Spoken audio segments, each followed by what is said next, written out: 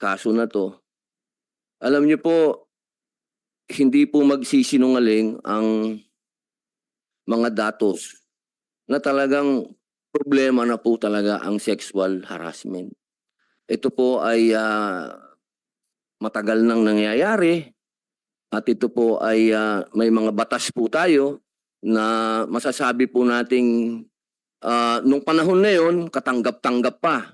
Pero sa panahon na ngayon hindi na katanggap-tanggap. Kasi katulad po nung, binanggit ni Senator Joel Villanueva, nagsaliksik po ang aking opisina, nakita po namin doon na parang merong, diskriminasyon pagdating sa mga lalaki. Dahil, ang sinasabi po noong, batas, pagdating sa lalaki parang walang rape, parang, nakakalungkot po yun. Siguro sa panahon po dati, may ganun tayong tingin 'no, na macho yung lalaki, sobrang macho yung lalaki, kaya niya lahat, opo.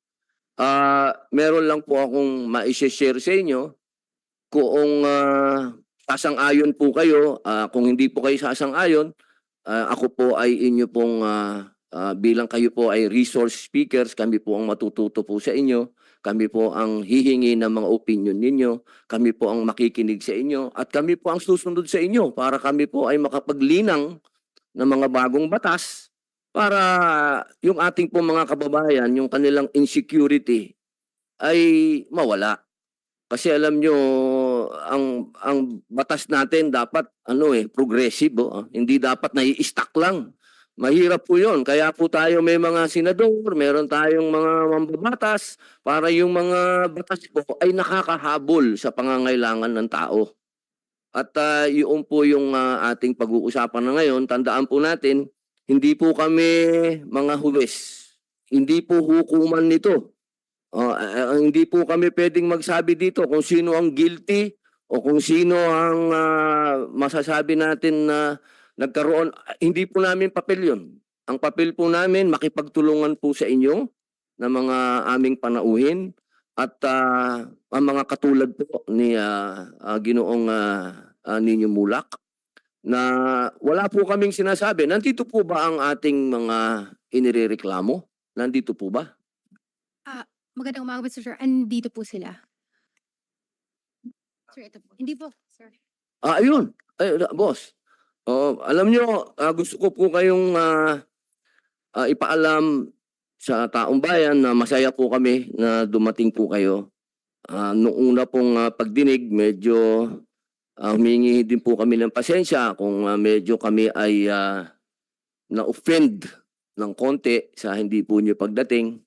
Pero masaya po kami at dumating po kayo at, gusto po naming ipaalam sa inyo na kayo po ay protektado talaga ng batas. Alam niyo, inipit ko yung NBI kasi talagang gusto ko makausap kayo, ginawa ko ang lahat, pero talagang ang proseso, kailangan natin sundin. At, katulad din po ngayon sana, kung ginawa niyo po kaagad sana na pumunta kayo, hindi po sana lumaki. Alam niyo, ang ganitong bagay, nakakatulong po kayo pareho. Kayo po na inirereklamo at ang nagrereklamo sa amin. Sa amin din, hindi naman po ito korte ito po ay gusto lang namin matuto po sa ganap na ito. At sa ganap na ito, nakita po namin na meron talaga sa mga batas po nating malaking kakulangan. At, maraming salamat po. Hindi po namin kayo pipilitin na magsalita. Hindi po ito husgado na kailangan nyo magsalita pagka meron pong, tinanong sa inyo at ayaw niyo pong, sagutin ng publicly, puwede niyo pong sabihin sa amin na executive session, gagawin po natin executive, poproteksyonan po namin ang inyong karapatan dito. Katulad po ng pagpo-protect sa inyo ng, ating mga law enforcement. Opo, wag po kayong mag-alala na baka ipitin namin kayo, hindi po.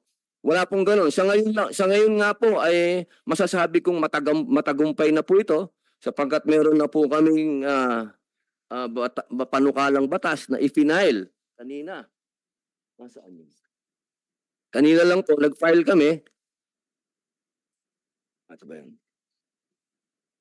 Amen. Ayan. Ito po, maganda po ito. Total, nandito yung ating mga battery of lawyers. Ayan, makatulad po ni Attorney Lorna Capunan, ma'am, my friend. Opo. Ito po, kanina po, nag-file na po kami ng amyenda sa Republic Act number 8353. Ito po yon sa anti-rape law na dapat po sa pamamagitan ng pagsigurong mas gender responsive ang ating batas kung ang biktima ng sexual assault ay babae man o lalaki. Wala na pong pinipili. Kasi dati po, pagdating sa rape, wala daw rape sa lalaki. Yun po ang medyo may malungkot na ganap. Pero bago po yan, atin muna pong hihingin sa ating COMSEC na ipakilala po ang ating mga dayuhan, ating pong mga bisita para po atin pong maitanong sa ating mga lawyers kung ano po ang mga sa palagay po nila ang mga dapat nating amendahan at palakasin sa ating batas. Ma'am, Miss Mahinay, please po, pakipakilala po ang ating mga panauhin, pandangal. Magandang umaga sa ating lahat. Our guests for this morning from the Department of Justice, we have State Counsel Attorney Nancy G. Lozano. Good morning, ma'am. From the National Bureau of Investigation, we have Attorney Marie Catherine Nolasco Aliascas, Chief of the Anti-Graft Division. Together with her are Senior Agent Attorney Zuleika Marie Conales, investigator. We also have the Chief of the Behavioral Science Division, Ms. Robelyn Lumampao, and the Chief of Staff of the Office of the Assistant Director for Forensic and Scientific Division, Attorney Val Derek Ignacio. From the Department of Labor and Employment, we have Director Ama Charis Masatumba, the head of the Bureau of Workers with Special Concerns, and together with her is Attorney Rubilin Abando, mediator arbiter for the National Conciliation and Mediation Board. From the National Labor Relations Commission or NLRC, we have the Second Division Commissioner, Commissioner Nicolas B. Nicolas. With Attorney Ninilin Pagila, Chief of the Research Information and Publication Division. From the Kapunan and Casillo Law Offices, we have Attorney Lorna Kapunan. From the Divina Law Office, we have Attorney Enrique Buco de la Cruz Jr., Senior Partner. From the Nicolas and De Vega Law Offices, we have Attorney Crisanto Carlo E. Nicolas, Senior Partner and Criminal Lawyer. And Attorney Norieva Nikki De Vega, Criminal Lawyer, Law Professor of the FEU Institute of Law. From the National Center for Mental Health, or NCMH, we have the Medical Center Chief, Dr. Noel V. Reyes. We also have the medical specialist in psychiatry, head of the psychiatric unit, Dr. Reginald Acain Afroilan. From the GMA Network, we have the first Vice President of the Human Resources Development Department, Attorney Jerome Apolona. Together with him is Attorney Fidel Asuncion, the Labor Relations Manager, and Attorney Angelo Jokno. We also have with us Mr. Nino Mulak, together with Ms. Angela Christine Mulak, and his legal counsel, Attorney Zarina Quintanilla Raz, and Attorney Andrea Paula Herrera Lim, and Attorney Andrea May Mulak. Joining us also is Mr. Jojo Nones and Mr. Richard Cruz, together with their legal counsel, Attorney Maggie Abraham Garduque and Attorney Adonai Aslarona. And Mr. Chair, we also have Police Captain Nino Paderna, legal officer of the Philippine National Police, or PNP. That's all.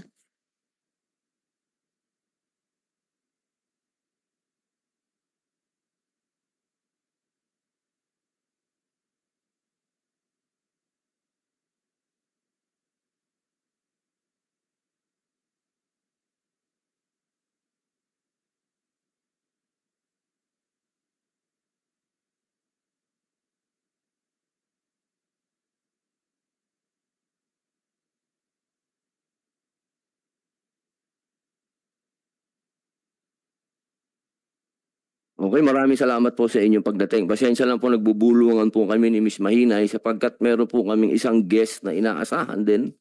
Hindi po nakarating. Ang nais po niya ay sa telepono lang. Kasi meron din po kasing ganitong ganap din. Hindi rin po tayo naguhusga, ha. Ito lang po isinangguni sa amin noong bata na nung siya ay nagreklamo sa kapulisan, siya daw po ay pinagtawanan.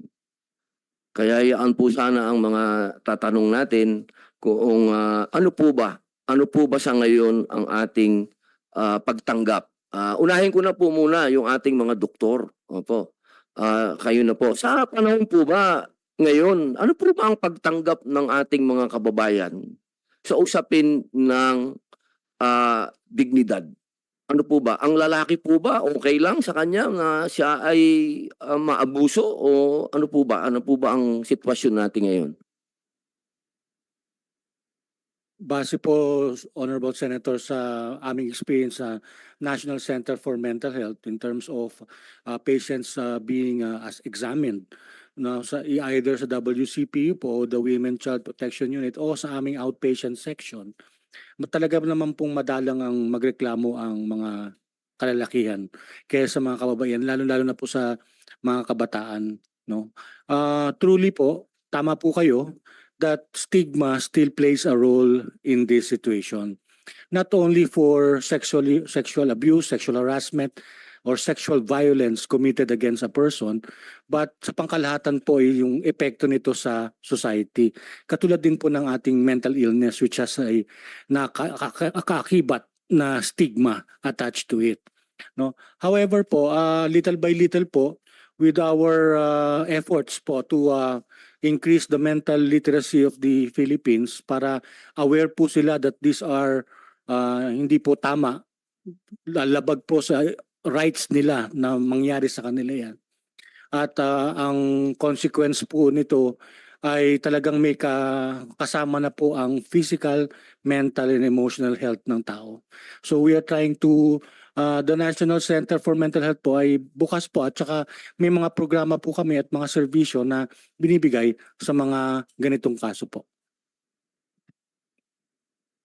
Meron lang po akong gustong linawin doon, Dok.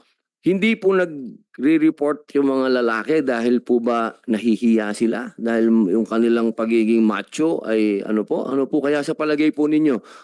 Meron po ba kayong mga nakausap na mga lalaki na matagal na panahon na hindi sila tumahimik sila pero isang araw gusto nilang magsalita? Yung mga ganun po ba, Dok? Madalang na madalang po talaga, no? Sa ating society po. Sorry po, Doc. Kilalanin ko lang po ang ating Senate President pro tempore, ang ating pong ginagalang Senator Jinggoy Ejercito Estrada. Senator, magandang umaga po. Baka meron po kayong gustong. Sige po, Doc. Madalang na madalang po base sa aming eksperyensya na ang nagrereklamo po ay kalalakihan. No? However, ang issue po kasi dito hindi naman dapat hindi po gender kung hindi person that was inflicted of this trauma or this emotional problem na nangyari sa kanya. No? Siguro po dahil lang po sa ating society, tama po kayo, isang pong factor 'yon na men are being ang image po kasi nila is yun nga po macho at pero sa ngayon po kasi sa ating economic standing, isa rin pong factor yon na they would refrain from complaining because of probably the fear of losing the gainful occupation or the job. No? Meron din pong factor na naka-involve po dyan na based on our judicial system na medyo mabagal po ang pag-atim nila ng justice at lalagay po sila sa alanganin. Yun po yung mga ibang factors na nasasabi po sa aming experience na kung bakit hindi po sila nagrereklamo. They will now enter into the hospital services because of their own personal battles with the trauma that they receive. But seeking justice po for that is already parang hindi na po nila interesado, but what they are interested is how to move forward, to be better, no, to be mawala po yung mga symptoms brought about by this trauma. Salamat po, Dr. Noel V. Reyes. Opo, salamat po. May tanong lang po ako sa atin po kay Miss Rubilin Lumampaw. Siya po ang Chief Behavioral Science Division ng National Bureau of Investigation. Ganun din po yung tanong ko, Doktora, kahit po meron namang, siguro wag na natin banggitin yung mga pangalan, ano po, pero meron po ba na mga lalaki din na nagrereklamo po, bukod po sa anak po ng ating kapatid sa industriya, meron po bang iba din na nagrereklamo din po ba? Good afternoon, Honorable Senator Padilla and Honorable Senator Estrada, and all the ones present, the lawyers and the rest of the committee members. The Behavioral Science Division is mandated to screen and support our investigative units in terms of sexual violence, rape victims, victims of computer crimes, and the like. We also do forensic work and we are the only unit in the Philippines who does psychological autopsy. Okay, in our statistics po, more or less approximate 150 cases a year of bullying, sexual abuse, rape, and the like. We only get around 10%. Meron po nagrereklamo pero very minimal po when it comes to kalalakihan. So this is not new to us. This case, however, unti lang po talaga ang nagrereklamong kalalakihan. So that's Kasi po meron pong nangyari na yung nag-report daw, ano po ba ang polisiya? Halimbawa, lalaki yung nag-report kasi medyo na ano din po ako, naawa din ako dun sa bata nung nag-report na siya, tinawanan siya ng pulis. NBI po kayo ha, tinatanong ko lang po kung ano po ba ang polisiya natin sa pagtanggap sa mga ganun.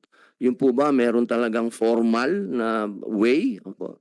Sa amin po sa NBI, hindi po kami kumikiling sa kababaihan lamang. So, open po kami in all sexes. Babae, lalaki, we are gender sensitive. So, meron din po kaming mga nagiging kliyente na member ng third sex na nagrereklamo rin po. So, hindi po itong violation na to, itong pamomolestya na to is hindi lang po nakaakibat sa kababaihan lamang. So kami po sa NBI, open po kami regardless of what gender. We will investigate and we will cater the same way as we do to the women and children.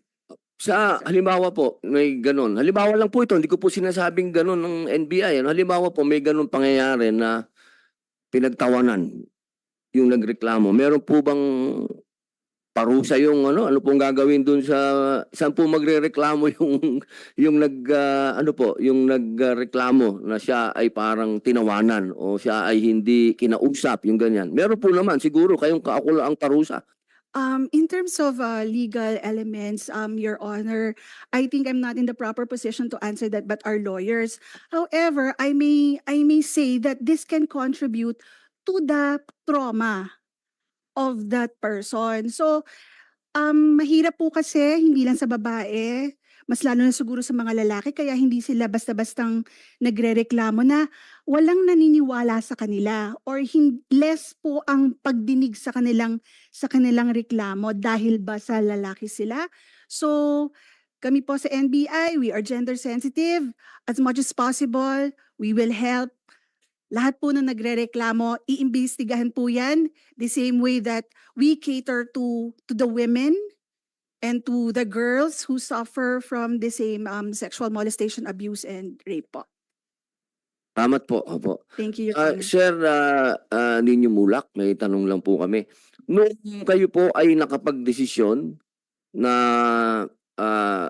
magpunta sa NBI at magsagawa ng reklamo, paano niyo po isinagawa ito? Meron din po ba kayong kasamang abogado na nung kayo po ay nagpunta na sa NBI? Senator, thank you for the question. Nung una nga, kasi nga, ako talaga nung sinabi sa akin ng anak ko, hindi ako makapaniwala na nangyari. Kasi tulad nga nasabi ko, sobrang taas ng respeto ko kay Jojo. Si Sir Nino, wag lang po niyo kumprontahin sa chairman lang po. Yes, yes, Opo, opo, opo. Then, sinasabi ko lang na hindi ako makapaniwala doon sa nangyari kasi nga, kasi katrabaho ko, nilirespeto ko. So yun, so talagang hindi ko alam kung anong gagawin talaga nung una. So ang naisip namin gawin was go to Senator Bong Revilla. At si Senator Bong naman yung nagsabi na if we want to go to the NBI, we can go to the NBI. Pero dahil nga, syempre, ako bilang magulang, gusto ko protektahan muna sana yung anak ko. Ayoko sana may makaalam. So we went through the channel. We went to Miss Annette Gozon. We were trying to fix it internally. Pero I didn't know how to do it internally pero magsasapa pa rin kami ng kaso. Di po ba? Mr. So, Chair, yun nga uh, po. if I may interrupt. Sige po, Paano nalaman Senator. ng media yung nangyari? Po. Paano nalaman ng media? Ay, hindi Nangyari. ko po alam siya. Sino nagkalat? Hindi ko po alam. Hindi ko po talaga alam. So when did Bigla na lang po pumutok eh. you first knew about it na kumalat na sa media? Saan mo nabalitaan? Sa social media? Sa radyo ba? Sana kumalat na po. Yeah. Sa social media po. Unang lumabas kay OG Diaz. Mm. Sige, continue. Yan po. I'll continue. I didn't know how to do it na ayusin namin internally pero still magsasampa pa rin ako ng kaso kasi I knew na once na mag-file kami ng kaso, talagang puputok na sa media. Hindi maiwasan hindi puputok sa media, di ba? Teka, paano nalaman ni OG Diaz? Ay, hindi ko po alam eh. Did you talk to him? No po. You haven't talked to him kasi I talked to him since sa social media mukhang detalyado yung mga... pero hindi po sa amin galing talaga eh. Mm. But there were, Saan nakausap niya yung anak mo? we have other witnesses. We have other witnesses kasi I don't know kung kung paano nag-leak talaga.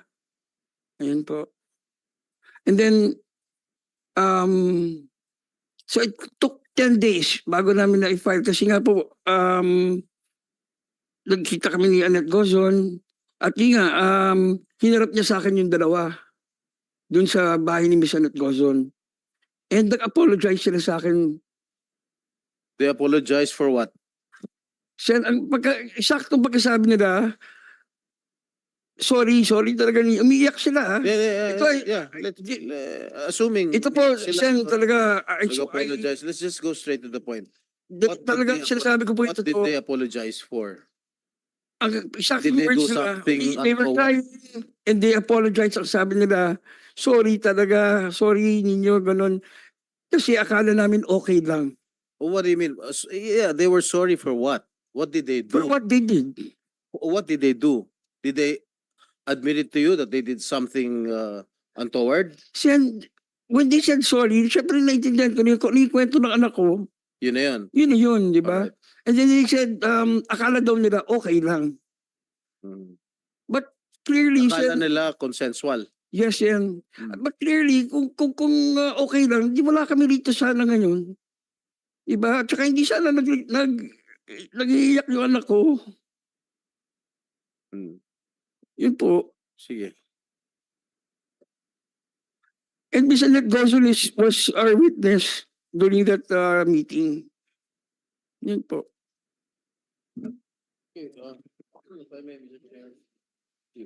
Let's just. Yes, Senator. I think this will be your last hearing, so we'll just go straight to the point. Jojo Nones and Richard Cruz, are you represented by any lawyer? You can give you can give legal advice if you wish. All right. Thank you. Diba may bigote ka dati sa Facebook? May bigote ka, Jojo. Sino ba si Jojo dyan? Nag-ahit ka na? Ang bigote mo?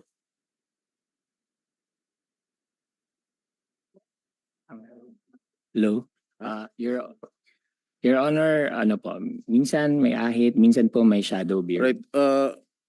Mr. Chair, I would like to request the COMSEC to administer the oath. Okay, Comsec, mag-administer tayo ng ano. Okay, pwede po kayong tumayo. Sir Richard and Sir Jojo, tatayo lang po. Yeah, can you Kindly raise your right hands. Do you swear to tell the truth and nothing but the truth in this committee hearing? Yes, Your Honor. The answer is in the affirmative, Mr. Chair. Thank you. Maraming salamat po. Senator, nakapag-administer na po sila po. Maraming salamat, Mr. Chair. Okay. Ano trabaho niyo ngayon? Ngayon po wala po dahil naka-preventive suspension po kami, Your Honor. Okay, bukod sa GMA 7, meron pa ba kayong ibang pinagtatrabuhan? Sa ngayon po wala. Before, no, hindi pa kayo ni-issue ng preventive suspension. Nung- GMA lang po. Okay. Sinasabi ng GMA, independent contractors kayo. Pero, correct.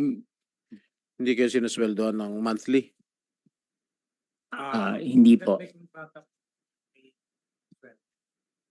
Ano? Hanggat may kontrata, may sweldo. Ibig sabihin per project. Yes. So pag meron kayong isang teleserye na 6 na buwan tatagal, 6 na buwan lang sweldo niya. Am I correct? Bag sa director po. As a Bag director. director ka ba ano? Sino bang director? Sa ngayon po nagdidirect po ako. Ikaw. Opo. Ikaw, Your Honor. Richard. Consultant, scriptwriter, creative consultant. Scriptwriter ka. Mm. Ikaw, Jojo, ang director. Opo. So ano yung mga dinidirect mo ng mga projects sa GMA? Meron po akong bago po ang lahat nangyari to. Meron po ako bagong director lang po ako na pinag-direct ng network. Dati po consultant din po ako, drama consultant. Tapos nalipat po ako sa posisyon na director. So, So- nagdidirect po ako ng teleserye na panghapon. Gaano na kayo katagal nagtatrabaho sa GMA? Ako po, 24 years po. Doon sa 24 years na yun, hindi kayo nagtrabaho sa halimbawa sa ABS-CBN, o sa TV5. Nag-ABS-CBN po ako from 1996 to 2000. Then 2000 to 2024 po sa GMA. Nag-stick ka na sa GMA? Yes po. What about you, Direk? Nakapag-work din po ako sa ABS mga early 2000s. Tapos nag-ABC5 po ako, tas TV5, tas nakapag-MZ din po. Okay, during the night of the alleged incident, ano ginagawa niyo sa event ng GMA? Nag-attend po kami ng GMA gala, Your Honor. That was GMA sponsored. Yes po, Your Honor. Kayo ba ay naimbitahan dito? Yes po, Your Honor. Meron po kaming formal invitation. Anong oras natapos yung event? Around midnight po, Your Honor. Ha? Around or close to midnight po, Your Honor. Close to midnight. Opo. Nung mga nakalipas na event ng GMA, kayo rin ba ay naimbitahan? Yes po, Your Honor. Nag-book din ba kayo ng hotel room? Hindi po, Your Honor. Bakit? Usually po pag GMA gala, Your Honor, fully booked po yung mga hotels doon sa area. Mahirap Kaya po nung gabing yon, saan kayo saan ba ginawa yung gala? sa Ba't Marriott i-pronounce it? Hotel Gala o po. gala? Oh. Sa Marriott Hotel po, Marriott. Your Where Honor. were you billeted? In Belmont Hotel po, Your Honor. So, Magkalapit lang po. magkalapit. Yes po, Pwede Your Honor. kang lumakad. Opo, Your Honor. So, nag-book kayo ng hotel dun sa, ano yan? Sa Belmont po, Belmont. Your Honor. Opo. Sa yung event? Sa Marriott po, Oh, Your Marriott. Honor. Sino nagbayad dun sa Belmont? Ako po. Hindi Kasi- sponsored ng GMA. Hindi po. Di ba lahat ng mga artista, lahat ng mga konektado sa GMA, di ba ni-sponsoran ng Hindi po, automatic hindi na po. yun na sagot ng GMA 7 Opo. yan. Mm. So kayo, Lahat po ng consultants, yung mga creative, nag-book kami sa Belmont. okay, diretsuin ko na kayo ha. But before I ask you direct questions, bakit hindi kayo sumipot last hearing? Meron po kaming prepared statement. Pwede po ba namin basahin? Meron po kaming prepared na statement regarding that. Pwede po namin basahin, Your Okay, Honor. sige. I forgot to give you a chance to give your opinion. Thank you, Your Sige, Honor. go ahead. Thank you. po. Mm-mm. To the Honorable Chairman of the Senate Committee on Public Information and Mass Media, Honorable Senator Robin Padilla, to all the senators present today, especially Senator Jinggoy Ejercito Estrada, President pro tempore. To all the resource persons and friends from the press, magandang tanghali po sa inyong lahat. Bago po ang lahat, ay nais po naming humingi ng paumanhin sa hindi namin pagdalo sa nakaraang pagdinig.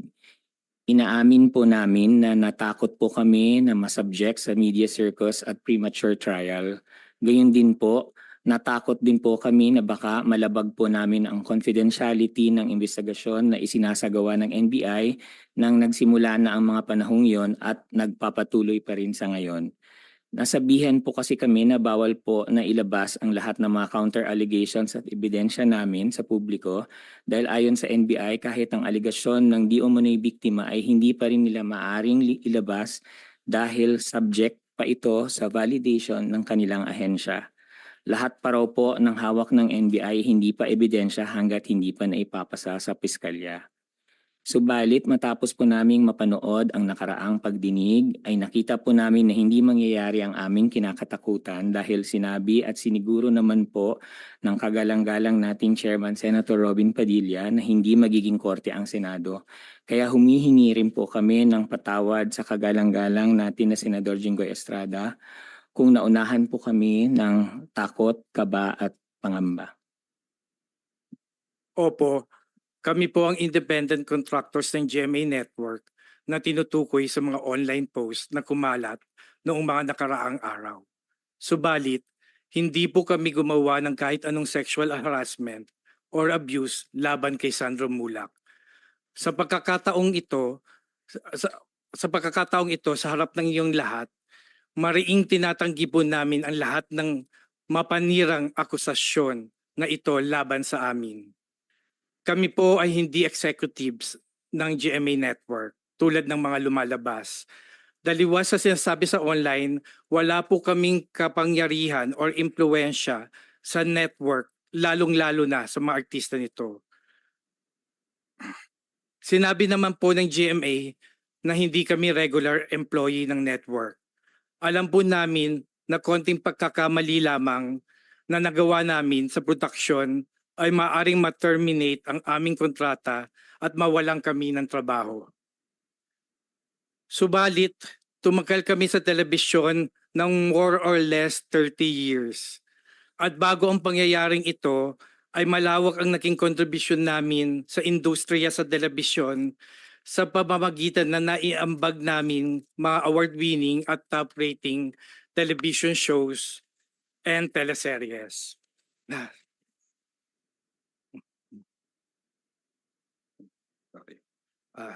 Tapos na? Hindi pa. Maganda po ang takbo ng aming karera. Sir Richard, tubig po. May tubig po kayo sa tabi po, ah. Opo. Opo. Mahaba ba yung ano? Ikaw ba Sandali lang sulat? po. Scriptwriter ka? Baka mahaba yan. Hindi po. Maganda po ang takbo ng aming karera. Maitatanong niyo po kami sa aming mga nakatrabaho at masasabi naman po namin na iginagalang kami at naging malinis po ang reputasyon namin sa aming mga naging employer at nakatrabaho sa loob ng 30 taon. Sa tinagal-dagal namin sa industriya, wala po kahit na isang reklamo, sexual man or anuman, ang nag-file sa amin. Kaya hindi po namin sisirain ang iniingatan naming pangalan at karera at reputasyon para makapag-abuso o harass ng isang tao. Lalo na po na alam namin na anak ng sikat na artista at maimpluwensyang pamilya. Ano ba naman po ang laban naming mga ordinaryong manggagawa lamang laban sa kanila?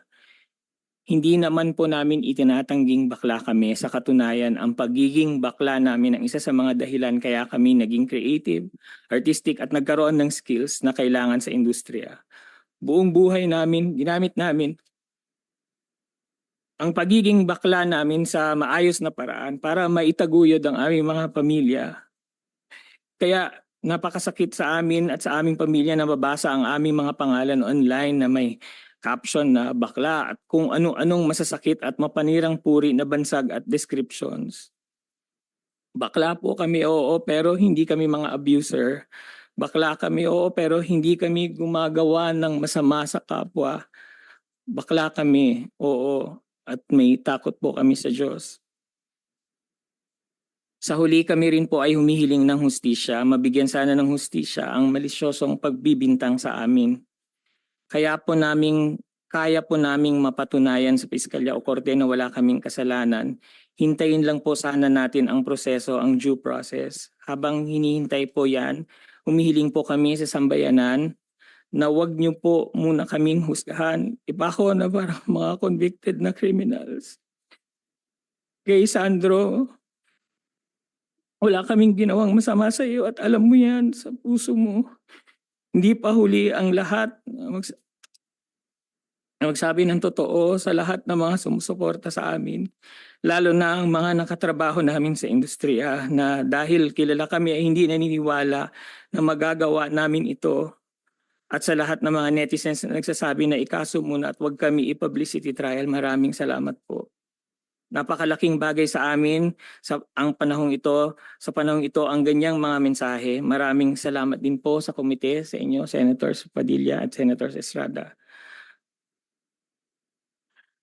Sa pagbibigay sa amin ng pagkakataon na magsalita at maraming salamat po at magandang tanghali po sa inyo.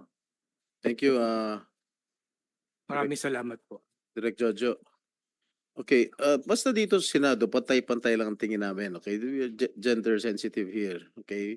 Thank you po, Your Honor. Pag membro ng LGBT, okay lang yan. Choice yan. Basta kami pantay-pantay lang tingin namin sa inyo lahat. Alright? Salamat po, Your Honor. Okay, sa opening statements ninyo, you deny all allegations that has been brought against you. Yes po, Your Honor. Both of you. Would you know kung ba't nagkaroon ng ganitong kabigat na reklamo sa inyo? Bakit nagre-reklamo Sandro na yung tatay ni Sandro, bakit nagre-reklamo ng gano'n? Hindi po talaga namin alam, Your Honor. At kanina sabi ni Mr. Mulak na nag-meet kayo sa bahay ni Attorney Annette Gozon, ang Vice President ng GMA7, na nag-apologize kayo. What did you apologize for? Your Honor, ang sabi po namin kay ninyo, we're very, very sorry, pero wala po kaming ginawang masama sa anak niya. You're very sorry for what? What did you apologize? We did for? not apologize po. Ang context po is sorry, pero wala po kaming ginawang masama sa anak niyo. No, why? Kung wala kayong that ginawa, was sandali clear. lang. Kung wala kayong ginawang masama, ba't ka magsasorry? Ang context po kasi yung parang sorry, pero wala po kaming ginawang masama sa anak niyo. Hindi, medyo nagugulan ako, medyo may pagka-weirdo. So, yun po yung buong sentence namin. Sorry, Robin, Hindi, ganito lang, sorry, Robin. Ba't ako magsasorry sa'yo? Anong ginawa ko, di ba? Kasi buong sentence po siya, hindi lang po siya sorry. So, sorry po, pero wala po kaming ginawang masama sa anak niyo. Hindi nyo, pwede So- bang, kung meron kayo idadagdag doon sa sinabi, bakit siya why did he apologize? For what? No. Senator Jinggoy, ito po sinasabi ko, ay talagang umiiyak sila nung nag-sorry sila. They were crying, both of them. And they even offered to donate a certain amount to a charitable institution of my choice.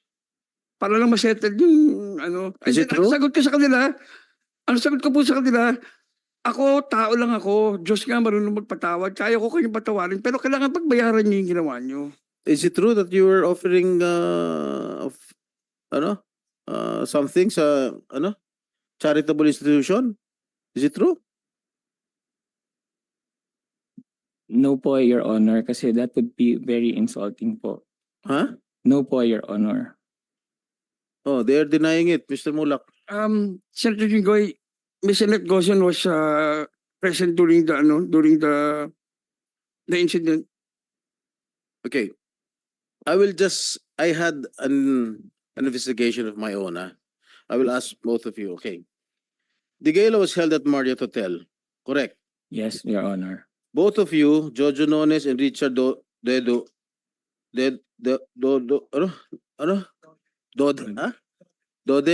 hindi Dede, are billeted at Belmont, which is a walking distance from Marriott Hotel, correct? Yes po, Your Honor. Jojo texted Sandro if he can come over to the room. I did not text that po, Your Honor. In fact Did you po, have the copy of the text messages? Kasi dinilit mo lahat eh. Nasa may telepono ko. Dinilit mo lahat yung mga messages eh. Do you have a copy of the text messages?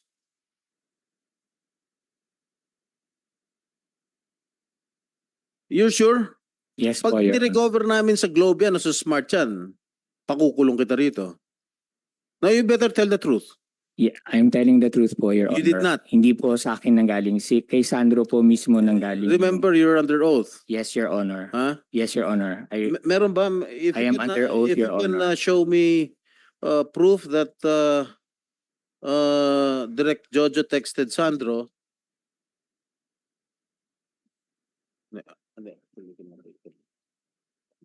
All right.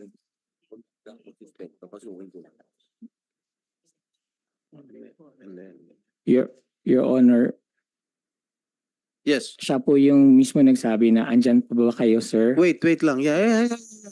We'll go to that. Yes, Your Honor. Okay. Allegedly you texted Sandro if you can come over to the room with you. Deny. Yeah, maganda yun Yes, kasi Your Atty. Honor. Kapunan, magaling na bugada yan. Huh? Yeah, but apparently Sandro asked if who was with you. Nag-text back si Sandro. At ang reply mo, just me. Okay? Sandro never replied. Okay? Wait lang. Sandro never replied ha. Ako, base sa investigasyon ko lang to. Kaya syempre, natakot. Sinabi, just me. Di ba? After a while, you texted again and told Sandro, the context of your text was joke. At sinabi mo, you were in the company of some of the creatives. Yes or no?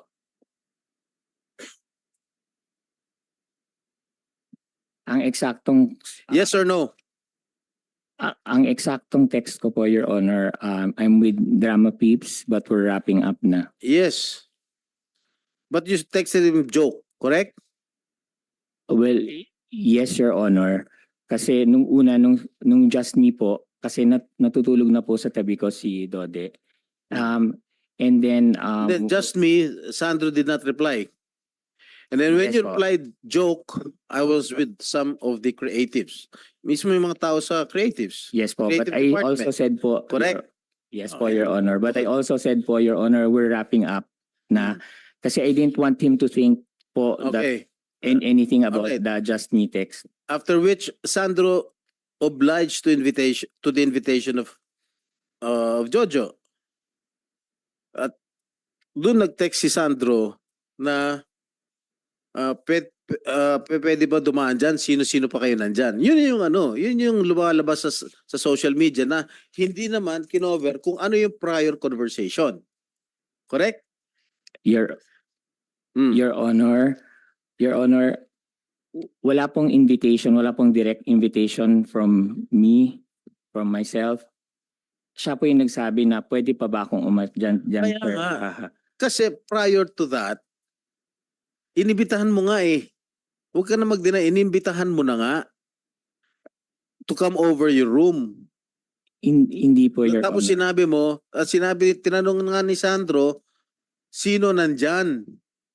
At sinabi mo, me only, ako lang. Tapos biglang sinabi, hindi na nag-reply, sinabi mo, joke. I am with some creatives. Your Honor, may we request for an executive session po so we can clarify things. No, In- wala pa naman, there's nothing sensitive here. As we go along, siguro. But, these are Hindi pa naman sensitive yung matter.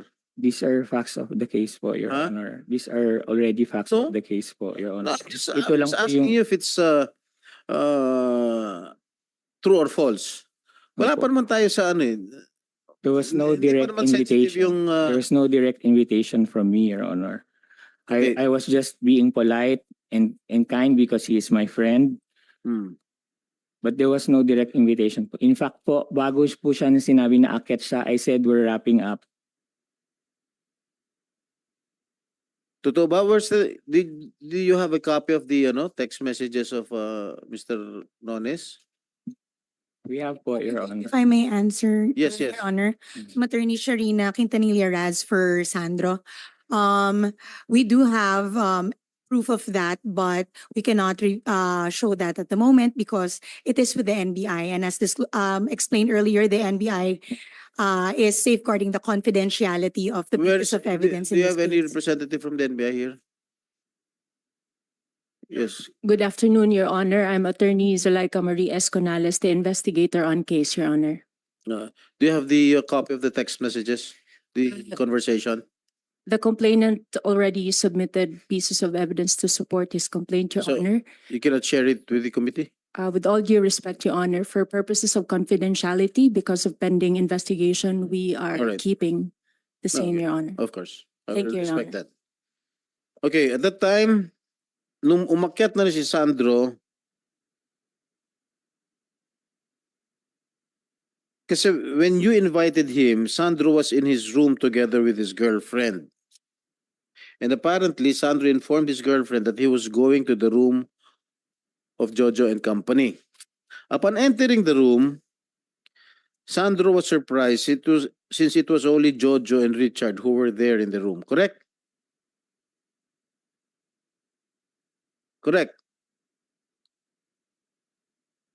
Your Honor, hindi ko po alam kung na-surprise si Sandro din.